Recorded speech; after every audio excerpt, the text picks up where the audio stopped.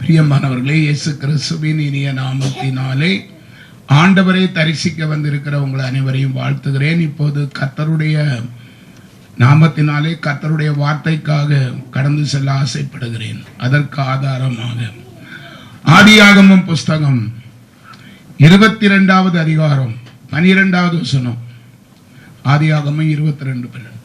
அப்பொழுது அவர் பிள்ளையாண்டான் மேல் உன் கையை போடாதே, அவனுக்கு ஒன்றும் செய்யாதே, நீ அவனை உன் புத்திரன் என்றும் பாராமல், புத்திரன் என்றும் உன் ஏக சுதன் என்றும் பாராமல் எனக்காக ஒப்பு கொடுத்தபடியினால் நீ தேவனுக்கு பயப்படுகிறவன் என்று இப்பொழுது அறிந்திருக்கிறேன். அல்லேலூயா.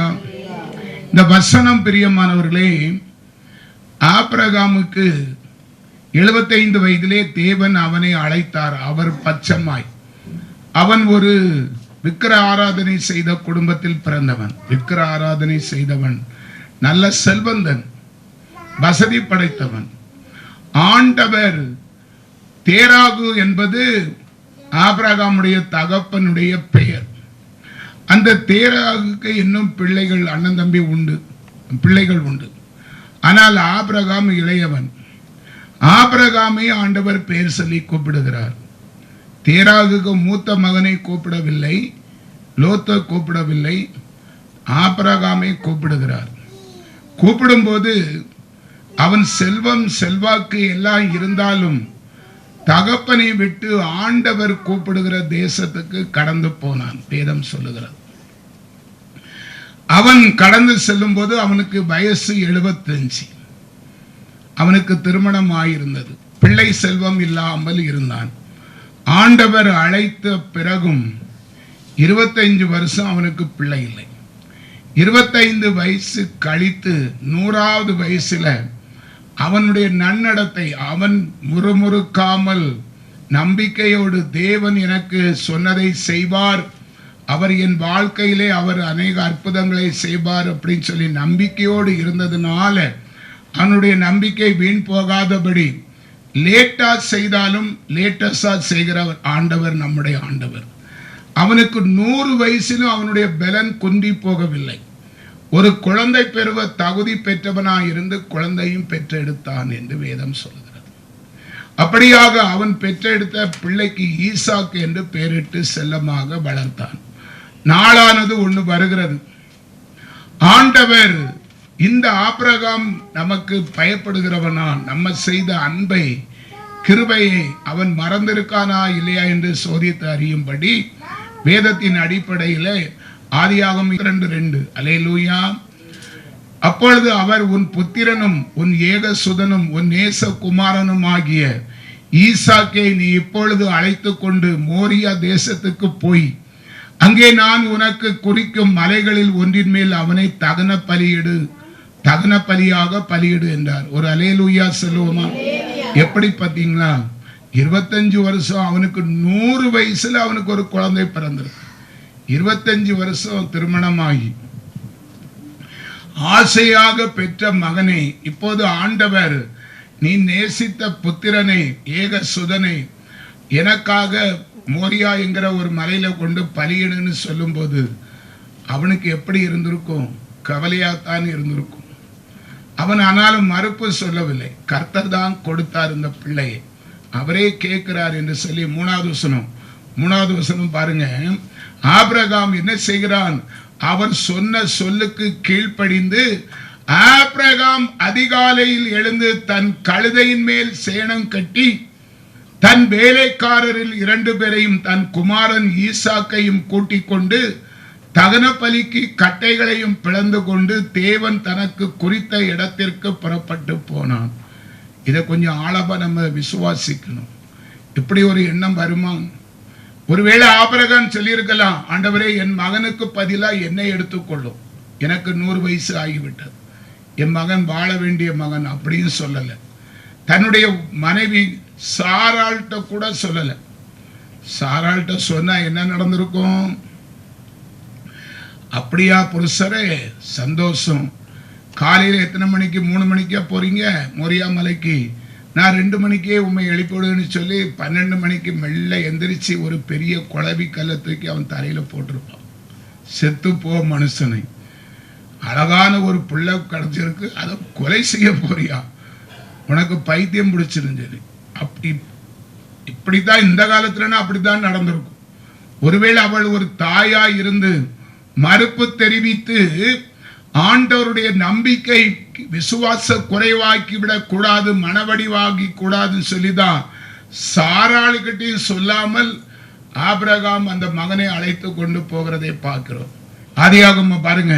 இப்போது அவன் என்ன செய்கிறான், ஈசாக்கை படுக்க வைத்து கத்தியும் ஓங்கி விட்டான். அல்லேலூயா. ஆதியாகமம் 22:12. அல்லேலூயா.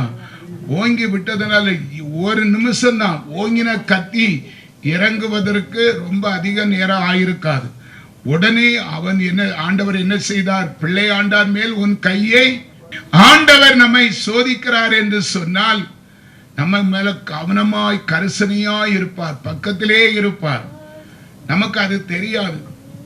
நம்ம என்ன செய்யறோம், உலக பிரகாரமே நினைப்போம், நம்ம பெத்த பிள்ளையை நம்ம கொல்றதா, அதோட நம்ம தற்கொலை செய்வோம். இப்படியெல்லாம் எண்ணாமல் கர்த்தர் சொன்னதுக்கு கீழ்ப்படிந்ததுனால ஆண்டவர் அவனுக்கு சொன்னார், பிள்ளை ஆண்டான் மேல் உன் கையை போடாதே, அவனுக்கு ஒன்று செய்யாதே, நீ அவனை உன் புத்திரன் என்றும் ஏக சுதன் என்று பாராமல் எனக்காக ஒப்பு கொடுத்தபடினால் நீ தேவனுக்கு பயப்படுகிறவன் என்று இப்பொழுது அறிந்திருக்கிறேன். கர்த்தருக்கு பயப்படுதல் என்கிற தலைப்பிலே தான் இன்றைக்கு நம்ம செய்தி. நமக்கு அந்த பயம் இருக்கிறதா? இன்னைக்கு மனுஷன் யார் யாருக்கெல்லாமோ பயப்படுகிறான். செய்வனைக்கு பயப்படுகிறான், பில்லி சூனியத்துக்கு, வியாதிக்கு, துன்பத்துக்கு, நெருக்கத்துக்கு, கஷ்டத்துக்கு எல்லாம் பயப்படுகிறான். ஆனால் படைத்தவராகிய கர்த்தருக்கு மட்டும் மனுஷன் பயப்படுகிறதே கிடையாது. ஆராதனை அசட்டை செய்கிறதுல இருந்து, பேச்சு மாற்றுதல இருந்து, என்ன கர்த்தர்னா அவங்க நம்ம எல்லாத்துக்கும் என்ன போச்சு, ஒரு இலக்காரமாய் போச்சு. இன்னைக்கு ஆண்டவர் தெளிவாக கர்த்தருக்கு பயப்படுகிற மனுஷர்கள் எவ்விதமாய் ஆசீர்வதிக்கப்படுவார்கள். நமக்கு முதல் தகப்பனாகிய ஆபிரகாம் கர்த்தருக்கு பயந்து அவர் வார்த்தைக்கு கீழ்ப்படிந்து அவர் அப்படியே அவர் சொன்னதை தன்னுடைய மகன் என்றும் பாராமல் பலியிடுவதற்கு துணிந்ததுனால ஆண்டவரே அவனை குறித்து ஒரு அழகான சர்டிபிகேட் கொடுத்து விட்டார், நீ தேவனுக்கு பயப்படுகிறவன் என்று. அல்லேலூயா சொல்லுங்க. இனி சங்கீதத்தின் புஸ்தகம் 128வது சங்கீதம், அதனுடைய 1லிருந்து நம்ம 6 வரை பார்த்தோமானால் தேவனுக்கு பயப்படுகிறவர்கள் எப்படி இருப்பார்கள் என்று பார்ப்போம். கர்த்தருக்கு பயந்து அவர் வழிகளில் நடக்கிறவன் எவனோ அவன் பாக்கியவான். அல்லேலூயா. ஆண்டவருக்கு பயப்படுகிற விஷயம்னா என்ன பயம்? அன்பு பயம். ஆண்டவர் பூச்சாண்டி காண்பிக்கிறவரா, பயமுறுத்துகிறவரா, அதிகாரப்படுத்தி பணிய வைக்கிறவரா? அப்படி கிடையாது. அன்பிலே நமக்கு பயம், மரியாதை பயம். நம்ம தகப்பன் தாய்க்கு கீழ்ப்படிந்து எவ்வளவு மரியாதையை நடக்கிறோமோ அதை விட அவர் ஏராளம் தாராளமான நன்மையை செய்தபடினாலே அவருக்கு பயந்து நடந்தால் என்ன நடக்கும் என்பதை ஒரு மனுஷனுடைய வாழ்க்கையிலே சுருக்கமாக எழுதி வைத்திருக்கிற தீர்க்க தரிசன புஸ்தகம். அந்த 2வது வசனம் சொல்லுகிறது, உன் கைகளின் பிரயாசத்தை நீ சாப்பிடுவாய், உனக்கு பாக்கியமும் நன்மையும் உண்டாயிருக்கும். அல்லேலூயா சொல்லுங்க. முதலாவது ஆண்டவர் சொல்லுகிறார், ஒரு மனுஷி தேவனுக்கு பயப்படுகிறவளாய் இருக்கும்போது அவருடைய கைகளின் பிரயாசத்தை நம்ம சாப்பிட அனுமதிப்பார், உனக்கு பாக்கியமும் நன்மையும் உண்டாயிருக்கும். ஏன் அப்படி கைகளின் பிரயாசத்தை நீ சாப்பிடுவாய்? இன்னைக்கு அனைவரை பார்த்தீங்களா, முன்னுக்க உணவு இருக்கும், செல்ல சாப்பிடுங்க, முன்னுக்க உணவு இருக்கும், சாப்பிட முடியாது. நிறைய பேரை பார்த்துருக்கோம் இல்லையா? பாயசம், கல்யாண வீட்டுக்கு போனா 2-3 பாயசம். இப்போ ஒரு சுகருங்கிற ஒரு பொல்லாத வியாதி வந்திருக்கிறது. ஆனால் ஆண்டவர் சொல்லுகிறார், நீ தேவனுக்கு பயப்படுகிற உணர்வு பயம் உனக்கு இருந்தால் உன் பிரயாசத்தை நீ திருப்தியாய் சாப்பிடுவாய், உனக்கு பாக்கியமும் நன்மையும் உண்டாயிருக்கும். அந்த 3வது வசனம், உன் மனைவி உன் வீட்டோரங்களில் கனிதரும் திராட்சை கொடியை போல இருப்பாள், உன் பிள்ளைகள் உன் பந்தியை சுற்றிலும் ஒலிவ மர கன்றுகளை போல இருப்பாள். தேவனுக்கு பயப்படுகிற வீட்டு மனைவி தான் அப்படி இருப்பாள். தேவனுக்கு பயப்படாதவர்களுக்கு அப்படி இருக்க மாட்டார்கள். அதுதான் அந்த வசனம். உன் மனைவி வீட்டோரங்களில். நம்ம சொல்றோம் நம்ம மனைவி அப்படி இல்லையே. அல்லேலூயா. நீ தேவனுக்கே பயப்படலையே, அப்போ உனக்கு வரக்கூடிய மனைவி எப்படி இருப்பாள்? வசனங்க ஜீவனுள்ள வார்த்தை. தேவனுக்கு பயப்படுகிறவர்கள் இவ்விதமாய் ஆசீர்வதிக்கப்படுவார்கள். கையின் பிரயாசத்தை சொன்னார். இரண்டாவது, உன் மனைவி உன் வீட்டோரங்களில் கனி தரும், உனக்கு கனி தரும் திராட்சை கொடியை போல இருப்பாள். நீ தேவனுக்கு பயப்படாத மனுஷனா இருந்தா உனக்கு கன்னியாகவே வருவாள். அதுதான் அதுக்கு அர்த்தம். ஆப்போசிட், எதிர்ப்பதம் அதுதான். அல்லேலூயா சொல்லுங்க. நாலாவது, இதோ கர்த்தருக்கு பயப்படுகிற மனுஷன் இவ்விதமா. அந்த 3ல உன் பிள்ளைகள் உன்னைய சுற்றிலும் ஒலிவ மர கன்று. உன் தலைமுறைகள் அப்படியாய் ஆசீர்வதிக்கப்படும். நீ தேவனுக்கு பயப்படுகிற ஒரு காரியம். நம்ம செய்கிற விதத்தை தான் பொறுத்திருக்கிறது பயம் என்பது. அவருக்கு பயப்படாமல் நம்ம தானோன்றித்தனமாய் மனசுல பட்டது இஷ்டப்பட்டதை செய்தால் கர்த்தருக்கு பயப்படுகிறவன் அல்ல, துணிகரன், அசட்டைக்காரன், நன்மை செய்தவருக்கே துரோகம் விளைவித்தவர். அல்லேலூயா. பாருங்க, இவ்வளவு செய்வார். அப்ப என்ன நடக்கும்? நீ திருப்தியாய் சாப்பிடுவாய், உனக்கு கிருபை பெருகும், உனக்கு வரக்கூடிய மனைவி கனி தரும், சந்தோஷப்படுத்துகிறவளாய், உன்னை நேசிக்கிறவளாய், உன் குடும்பத்தை வர்த்திக்க குடும்ப உங்க உறவுல ஐக்கியம் வைக்கிறவர்களாய் இருப்பார். உனக்கு அழகான பிள்ளைகள் பிறக்கும். உன் பிள்ளைகள் உன்னைய சுற்றிலும் ஒலிவ மர கன்றுகளை போல இருக்கும். கர்த்தருக்கு பயப்படுகிறதுல இவ்வளவு ஆசீர்வாதம் இருக்குது. அது 5வது வசனத்தை போடுப்போம். கர்த்தர் சீயோனில் இருந்து உன்னை ஆசீர்வதிப்பார், நீ ஜீவன் உள்ள நாளெல்லாம் எருசலேமின் வாழ்வை காண்பாய். ஒரு அல்லேலூயா சொல்லுங்க. கர்த்தர் சீயோனில் இருந்து, நீ பூமியில இருந்து படைச்சவர் நன்மை செய்த ஆண்டவருக்கு கொஞ்சம் பயந்து பய உணர்வோடு வாழும் போது பரலோகத்தில் சீயோனில் இருக்கிற கர்த்தர் அங்கே இருந்து உன்னை ஆசீர்வதித்துக் கொண்டே இருப்பார். நீ போகிற இடமெல்லாம் அவர் உன்னை பின்தொடர்வார். உனக்கு ஜீவன் உள்ள நாளெல்லாம் எருசலேமின் வாழ்வை, நீ வாழுகிற ஊரிலே, நீ வசிக்கிற பட்டணத்திலே, உன் சம்பத்துக்குள்ளே, உன் தலைமுறைக்குள்ளே அவர் உன் வாழ்வை காணும்படி உனக்கு கிருபை செய்வார். 6வது வசனம், உன் பிள்ளைகளின் பிள்ளைகளையும் இஸ்ரவேலுக்கு உண்டாகும் சமாதானத்தையும் காண்பாய். ஒரு மனுஷனுடைய விருப்பமே அதுதாங்க. ஒரு தாயின் வயிற்றிலே பிறந்த பிள்ளை சிறு பிள்ளையா இருக்கும் போது இப்படி விளையாடிக்கிட்டு இருக்கும். விவரம் தெரிஞ்ச நாளில இருந்து பொறுப்பு வரும். வேலை கிடைக்கணும், அரசாங்க வேலை இருக்கணும், திருமணம் நடக்கணும், பிள்ளை செல்வங்கள் பிறக்கணும், அந்த பிள்ளைகளுடைய பிள்ளைகளையும் காணணும். அதுதாங்க நிறைவான ஒரு வாழ்க்கை. சங்கீதம் 128ல ஒரு மனுஷனுக்கு கொடுக்கிற அத்தனை ஆசீர்வாதத்தையும் 6 வசனத்திலே அடக்கி வைத்திருக்கிறார் தேவன். பயப்படுகிற மனுஷனுக்கு மட்டும்தான், ஏமாற்றுகிற மனுஷனுக்கு அல்ல. ஆண்டவரையே ஏமாற்றி அபிஷேகம் பண்ணப்பட்டு ரட்சிக்கப்பட்டு முத்திரை மோதிரமும் அடையாளமும் வைத்து கூடவே இருந்து பாதுகாக்கிற தேவனை அசட்டை பண்ணுகிறவர்களுக்கு அது சாத்தியம் அல்ல. அல்லேலூயா. கடைசி வரை நம்முடைய மரணம் சம்பவிக்கும் வரைக்கும், ஆயுசு நாள் பூரணமாகி மரணம் சம்பவிக்கும் வரைக்கும் அவருடைய தெய்வீக சமாதானம் நம்ம இருதயத்திலே சரீரத்திலே இருந்து கொண்டே இருக்கும். ஒரு அல்லேலூயா சொல்லுங்க. அடுத்து நம்ம சில சமாதானம் அவருக்கு பயப்படுகிறதுனால வரக்கூடிய ஆதாரம், அந்த வசனத்தின் அடிப்படையில நம்ம பேசி நம்ம செபிக்க ஆயத்தப்படுகிறோம். பாருங்க, 2 நாளாகமம் புஸ்தகம் 19வது அதிகாரம் அதனுடைய 7வது வசனம். அல்லேலூயா. கர்த்தருக்கு பயப்படுகிற பயம் எப்படியெல்லாம் வரும் என்று வேதத்திலே சொல்லுகிறது.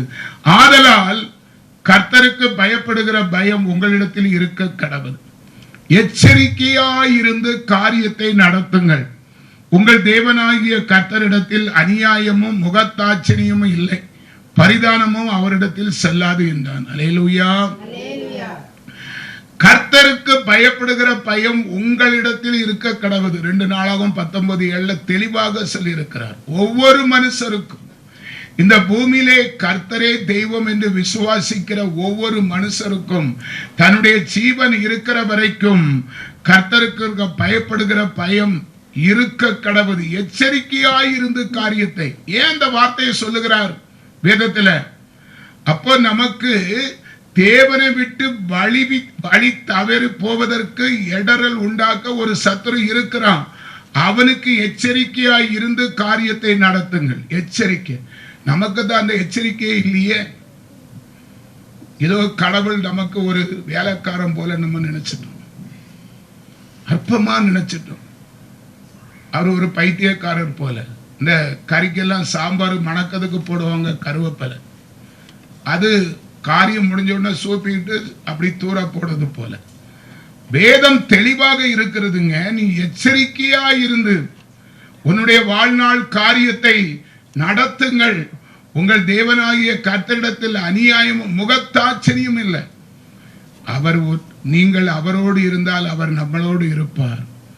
அவர் நம்மளை விட்டு விட்டால் அவர் நம்மளை விட்டு விடுவார். இதுதான் சத்தியம். அல்லேலூயா. நீங்க சின்ன பிள்ளையா இருந்தாலும் சரி, பெரியவங்களா இருந்தாலும் சரி, அவரை மறந்தா அவர் நிச்சயமா நம்மளை மறப்பார். அவரிடத்துல முகத்தாட்சணியமும் இல்லை, பரிதானமும் இல்லை. நீங்க கெஞ்சினா அவர் உங்களை மிஞ்ச விட மாட்டார், ஆசீர்வதிப்பார். சிலவங்க உலகத்துல என்ன நடக்கும், சில மனுஷன் நம்ம தாழ்மையா போடும்போது அவன் மேல போயிருவோம். அது மனுஷன். ஐயா நான் தப்பு செய்துட்டேன் என்ன மன்னிச்சிடுங்கன்னா அந்த இளக்காரமா ரொம்ப எக்காலமா நினைப்பான். ஆனா தேவன் மாறுபாடானவர். அவரிடத்துல மட்டும் எதிர்த்து நிக்காம அவருக்கு கீழ்ப்படிந்தா அவர் நன்மையை கண்டிப்பா தருவார். சரி, இன்னொரு பயப்படுதலை பார்க்க போகிறோம். சங்கீதத்தின் புஸ்தகம் 19வது சங்கீதம் 9வது வசனம். கர்த்தருக்கு பயப்படுகிற பயம் சுத்தமும் என்றென்றைக்கும் நிலைக்கிறதுமாய் இருக்கிறது. ஒரு அல்லேலூயா சொல்லுங்க. கர்த்தருக்கு ஒரு மனுஷன் பயப்படும் போது நம்முடைய உள்ளும் புறம்பும் சுத்தமும், உள்ளும் புறம்பும், வெளித்தோற்றமும் உள்ளும், நம்மை சுற்றி இருக்கிற எல்லாமே சுத்தமா இருக்கும். அதனால நான் ஓமையாக சொல்லுகிறேன், எல்லாமே நம்மை சார்ந்து இருக்கவர்கள், நம்ம வீடு, நம்முடைய ஆஸ்தி, நம்முடைய நடக்கை வரைக்கும் எல்லாமே ஆண்டவர் சுத்தமா பர்ஃபெக்டா ஆக்கி வச்சுவார். நம்மளை காண்கிறவர்கள் வணக்கம் சொல்லுகிற அளவுக்கு மேன்மையாக வைப்பார். கர்த்தருக்கு பயப்படுகிற பயம் சுத்தமும் என்றென்றைக்கும் நிலைத்திருக்கிறதுமா இருக்கிறது என்று கர்த்தர் சொல்லுகிறார். எவ்வளவு நன்மை! அவருக்கு பயந்து என்னங்க, அவர் என்ன பூச்சாண்டியா காண்பிக்கிறாரு? மரியாதை பயம். அவர் தெய்வம், நான் பிள்ளை, அவர் என்னை ஆசீர்வதிக்கிறார், நான் அவருக்கு கீழ்ப்படுகிறேன். அப்பா அப்பா, உன் அப்பாவுக்கு நீ எவ்வளவு படிக்கிறாய், அதைத்தானே அவரு கேட்கிறார். அல்லேலூயா. பாருங்க, சங்கீதம் 25வது சங்கீதம் 11-12 பாருங்க. கர்த்தருக்கு பயப்படுகிற மனுஷன் எவனோ அவனுக்கு தாம் தெரிந்து கொள்ளும் வழியே போதிப்பார். கவனிங்க, நீ கர்த்தருக்கு பயப்படுகிற மனுஷனாய் இருந்தால் உன் வாழ்க்கையிலே நீ எப்படி எப்படி நடக்க வேண்டும், உனக்கு என்னென்ன சம்பவங்கள் நகர வேண்டும், நடத்த வேண்டும் என்று அவர் தெரிந்து கொள்ள வழியை உனக்கு போதிப்பார். உன்னுடைய வழி வித்தியாசமா இருந்தா மகனே அது வேண்டான்னு தடை செய்து விடுவார்.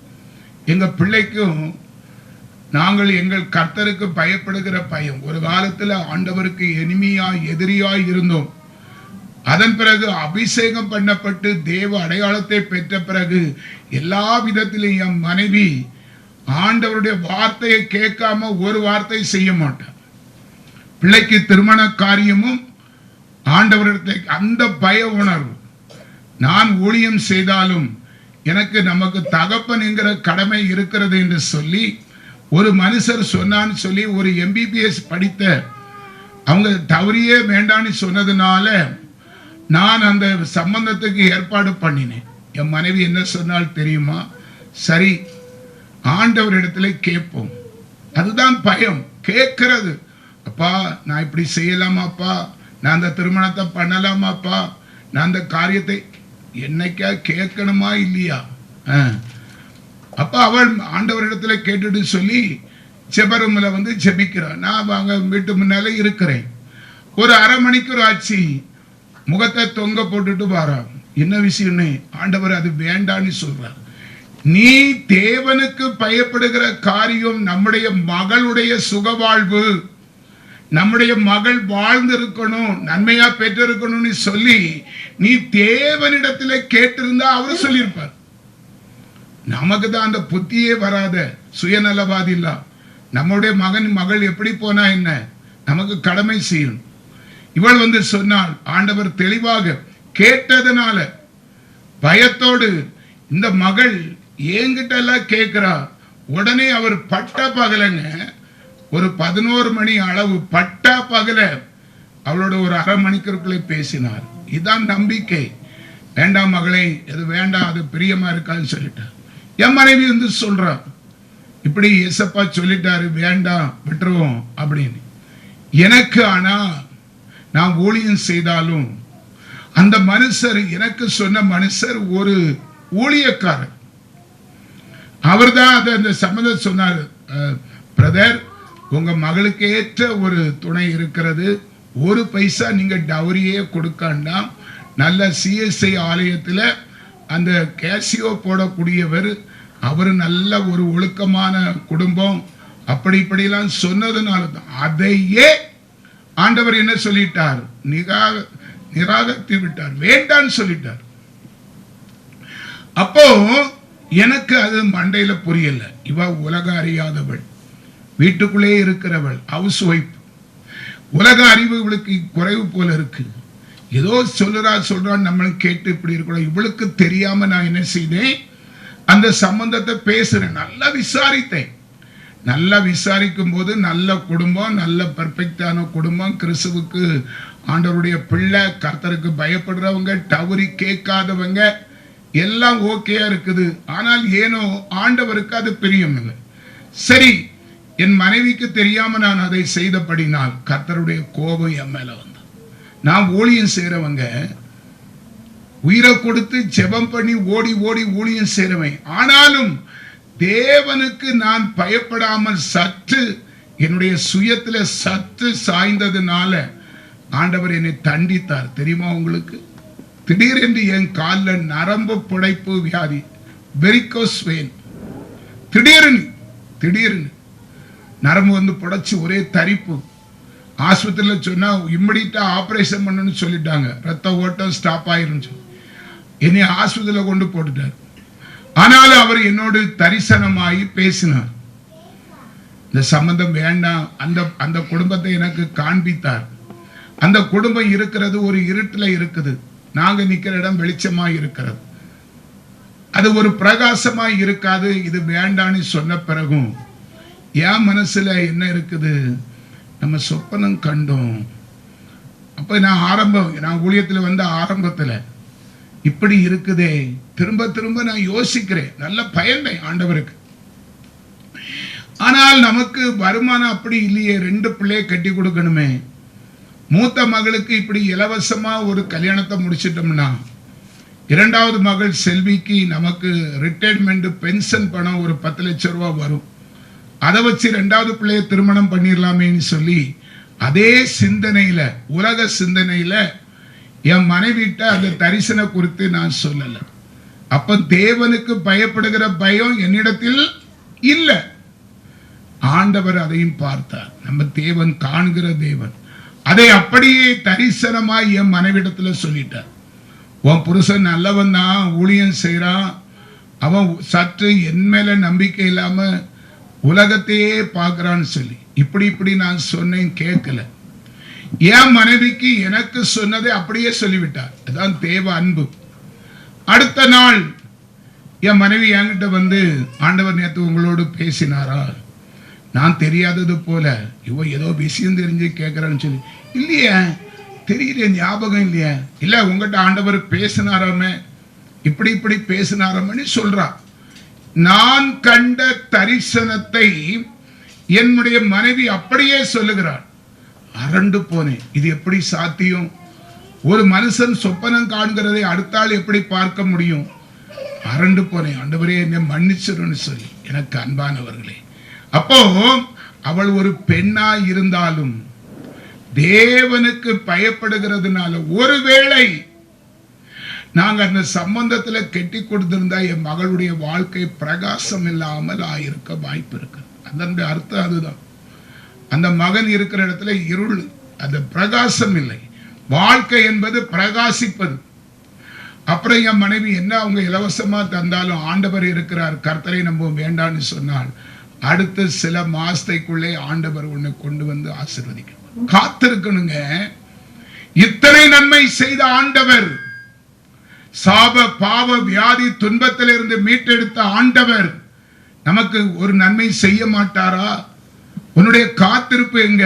ஆபிரகாமை போல பழைய ஏற்பாட்டு கர்த்தரை போல இல்ல, புதிய ஏற்பாட்டு கதாநாயகன் இயேசு உடனே அற்புதம் செய்கிறவர். நீ பொறுமையாய் காத்திருந்தால் உனக்கு சுகவாழ்வு எப்போதே துளிவிட்டு இருக்கும். அந்நாள் ஜெபம் பண்ணினால் ஆண்டவர் சில நாளைக்குள்ளே அவளுக்கு ஒரு பிள்ளையை கொடுத்தார். உன்னுடைய சுகவாழ்வு சற்று நீ தடுமாறம் இல்லாமல் அந்நிய ஜாதியோடு நுகத்தடி படக்கூடாது என்று அதை மறுதலித்து கர்த்தர் செய்வார் என்று காத்திருந்தால் சில மாசத்துக்குள்ளே உன் சுகவாழ்வு அற்புதமா துளிர் விட்டிருக்கும். நான் அவசரப்பட்டது போல என் மனைவி செய்திருந்த என் மகளுடைய வாழ்க்கை இன்னைக்கு தாறுமாறாயிருக்கும். அதனால பிரியமானவர்களே, அவர் கர்த்தருக்கு பயப்படுகிற மனுஷன் எவனோ அவனுக்கு தாம் தெரிந்து கொள்ளும் வழியை அவர் போதிப்பார். ஒரு அல்லேலூயா சொல்லுங்க. 13 அவன் ஆத்துமா நன்மையில் தங்கும், அவன் சந்ததி பூமியை சுதந்தரித்துக் கொள்ளும். யாருடைய ஆத்துமா? பயப்படுகிறவனுடைய ஆத்துமா. பிள்ளை நல்லா இருந்தா தான் தாயின் தகப்பனும் சமாதானமா இருக்க முடியும். உன் பிள்ளை நல்லா வாழ்ந்து வழிந்து பிள்ளைகளை பெற்றாதான் பெற்றோருக்கு சமாதானம். அவசர கொடுக்க. அவன் ஆத்துமா நன்மையில் தங்கும், அவன் சந்ததி பூமியை சுதந்தரித்துக் கொள்ளும். சங்கீதத்தின் புஸ்தகம் 65வது சங்கீதம் 8வது வசனம். கடையாந்திர இடங்களில் குடியிருக்கிறவர்களும் உம்முடைய அடையாளங்களின் நிமித்தம் பயப்படுகிறார்கள், காலையும் மாலையும் களி கூற பண்ணுகிறீர். கடையாந்திர இடங்களில் கடைசி முனையிலே பாவப்பட்டு தரித்திரத்திலே கஷ்டத்திலும் ஐஸ்வர்யத்திலும் மேன்மையிலே இருந்தாலும் உம்முடைய அடையாளங்கள் நிமித்தம், ஐயா நானே தேவன் என்பதற்கு கர்த்தர் நமக்கு ஒரு அடையாளத்தை போடுவார். ரட்சிப்பின் நாளையில கர்த்தர் நம்மளை சரியான வழியில் நடத்துவார். சரியான வழியில் நடத்த பிறகும் தடுமாறுகிறவர்கள் உலகத்திலே ஒரு அறிவு கெட்டவர்கள் இருக்கத்தான் செய்கிறார்கள். கடையாந்திர இடங்களில் குடியிருக்கிறவர்களும் உம்முடைய அடையாளங்களின் நிமித்தம், அடையாளங்கள் இயேசு உயிரோடு இருக்கிறார் என்பதை தரிசனத்தில் கண்டவர்கள், அவர்கள் பயப்படுகிறார்கள். காலையும் மாலையும் அவர் என்ன செய்கிறார்? களி கூற பண்ணுகிறார். 11வது வசனம் சங்கீதம் 65:11. வருஷத்தை உம்முடைய நன்மையால் முடிசூட்டுகிறீர், உம்முடைய பாதைகள் நெய்யாய் பொழிகிறது. அப்படியாய்ப்பட்டவருடைய வருஷா வருஷம் அந்த வருஷத்தை நெய்யாக பொழிய செய்கிறவர். நீ போகிற பாதை எல்லாம், நீ ஏறெடுக்கிற முயற்சி எல்லாம் வருஷம் நன்மையாக நெய்யாய். நெய் என்பது ஒரு ஆசீர்வாதத்தின் அடையாளம். உன் பாதையெல்லாம் நெய்யாய் பொழியும். எது செய்தாலும் வாய்க்குங்க. எது செய்தாலும் உன் வாழ்க்கை எவ்வளவு லக்ஸுரியா இருக்கும். உன் பிள்ளைகள் எப்படி ஞானவான்களாய் இருப்பார்கள். உன் தலைமுறை எப்படி காணும். அல்லேலூயா. அது தேவனுக்கு பயப்படுகிறவர்களுக்கு தான். அல்லேலூயா. சங்கீதத்தின் புஸ்தகம் 103வது சங்கீதம் 11வது வசனம். பூமிக்கு வானம் எவ்வளவு உயரமாய் இருக்கிறதோ அவருக்கு பயப்படுகிறவர்கள் மேல் அவருடைய கிருபையும் அவ்வளவு பெரிதாயிருக்கிறது. எவ்வளவு பெரிதாயிருக்கிறது? வானத்துக்கும் பூமிக்கும் உசரம் பாருங்க, சாதாரண உயரம் இல்லைங்க. ஆசீர்வாதத்தின் உச்சம், சந்தோஷத்தின் பேண்மை, சமாதானம் பரிபூர்ணம். அதுதான் வானத்துக்கும் பூமிக்கும் உயரம். இன்னைக்கு நிறைய பேர் வீட்டில் செல்வம் இருக்குது, ஐஸ்வர்யம் இருக்குது, ஆசீர்வாதம் இருக்கிறது. என்னது இல்லை? சமாதானம் இல்லை, கடுகளவு கூட இல்லை. பணம் சோறு போடாது, பணம் சமாதானத்தை கொண்டு வராது. பணத்தை நீ சந்தோஷத்தை விலைக்கு வாங்க முடியாது. கர்த்தர் கொடுக்கிற சமாதானம்